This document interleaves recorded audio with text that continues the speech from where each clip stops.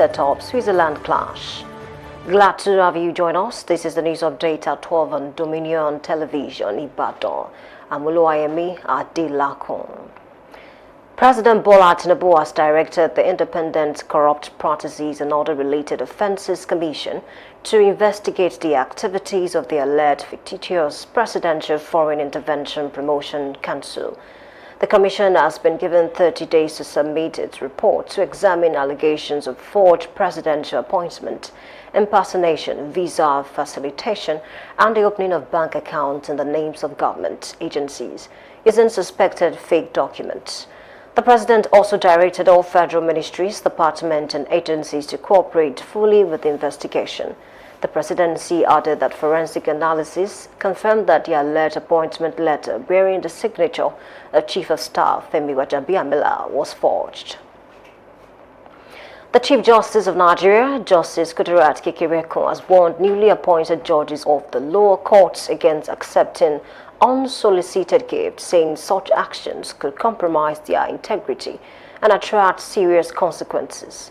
Represented by the Administrator of the National Judicial Institute, Babatunde Adejumo, the Chief Justice urged the judges to ensure the speedy and fair determination of cases to strengthen public confidence in the judiciary. She also stressed the importance of working closely with court officials. The Chief Justice encouraged the new judges to uphold the rule of law, judicial ethics, and constitutional supremacy, noting that the induction program is aimed at promoting professionalism, integrity, and ethical conduct on the bench. The Senate has resolved to meet with President Bola Tinubu to discuss the country's worsening security challenges, including terrorism, insurgency, kidnapping, and banditry. A delegation led by Senate leader Opeyemi Bamidele is expected to meet with the President to explore lasting solutions. During the debate, senators also opposed the continued rehabilitation and pardon of repentant terrorists, arguing that it undermines the sacrifices of security personnel and victims.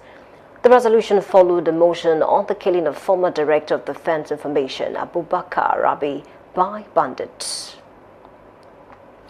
The Oyo State Police Command says it has arrested 2 suspected armed robbers and recovered a firearm allegedly used during a robbery attack along the Oyo-Iwo Expressway in Afiju local government area.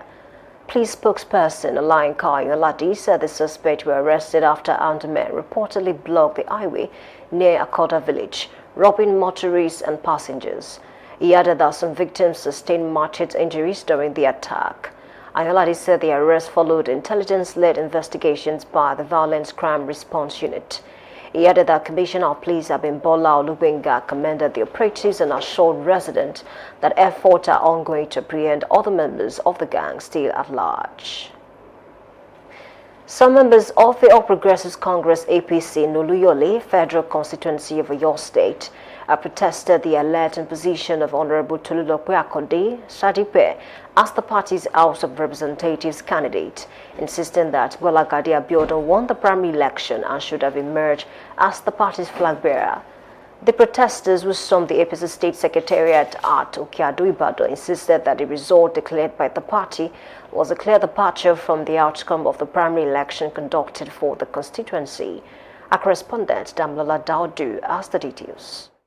Chanting solidarity songs and carrying placards, the protesters expressed dissatisfactions over what they described as the imposition of a candidate for the Oluyole Federal Constituency House of Representative ticket. The aggrieved party members maintained that delegates voted overwhelmingly for Honorable Bola Gade Abiodun during the primary election, but were surprised when the name of the incumbent lawmaker Honorable Tolulope Akonde Sadipe was announced as the winner. Speaking on behalf of the protesters, some party leaders insisted that the outcome released by the party did not reflect the wishes of delegates who participated in the exercise. According to the protesters, the demonstration became necessary to protect the integrity of the party's internal democratic process and ensure that the votes of delegates were not disregarded. We organized a direct primary, and those that actually contested, the very person that had the highest vote is Bola Gade Abiodun. He had 2,000 votes. None of them was even, got close to him. So it is very disappointing that somebody from the back who had 33 votes, Tolu Sadipe, was announced. And she did not even come to that primary. We are not here to fight. We are not here to make any quarrel with anybody, because we passed through the normal procedure to see that we go through the direct primary election, and he won. So what we are demanding is our mandate. We voted, the election counts, INEC officials were there, party officials were there, everything was there. The police, the security people, they were there on that day. So where was she? Our youth in Oluyole local government will not take that from them. So they should give the mandate for the person that won the election, which is Bola Gade Abiodun. tó wù wọ́n ni wọ́n ń ṣe torí pa àti tẹ̀lé nìkan lọ́dún mẹ́jọ ẹni tẹ̀lé lọ́dún mẹ́jọ kọjá lómi ló ṣe é ni mo fi wá lónìí torí Bola Gade. Honorable Bola Gade Abiodun expressed appreciation for what he described as the overwhelming show of solidarity by party members. He said the peaceful protest reflected the commitment of members to justice and internal democracy, urging them to remain united and law-abiding while the party leadership addressed their grievance.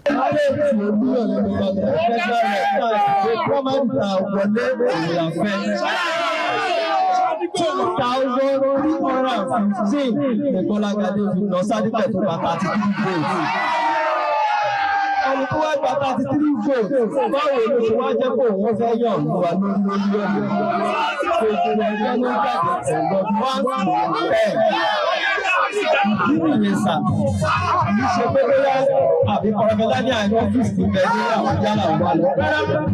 Kí ló ṣe wípé ó wù wọ́n wípé àwọn fẹ́ tó lágbàlẹ́ kó lọ ṣojú àwọn.